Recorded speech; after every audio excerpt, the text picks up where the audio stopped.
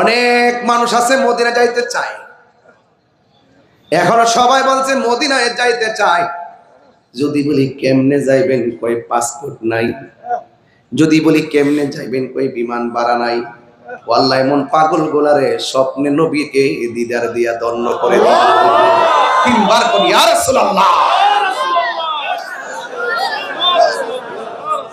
Medina যাইতে পারলাম না, মদিনা দেখতে পারলাম না।